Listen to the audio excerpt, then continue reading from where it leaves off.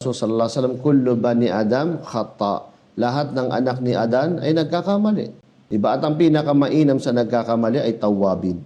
Yung pinakamainam sa nagkakamali ay yung nagbabalik loob kay Allah subhanahu wa ta'ala. At yung iba naman, na sinasabi ng mga ulama, nakala natin ahlun nar, ay yung hinuhusgahan natin siya sa kanyang mga nakaraang gawa. Tinitignan natin siya sa kanyang mga nakaraan. Dati siyang hindi Muslim o dati siyang asi, mapaggawa ng kasalanan, doon natin siya tinitignan. Pero eventually, siya ay naging isang Muslim na, kaya kinikilala na siya ng Ahlul Jannah bilang taga-paraiso. Kaya hanggat ang tao nabubuhay, ang pinakaibig sabihin ng hadith ay kailangan huwag tayong pakasisiguro.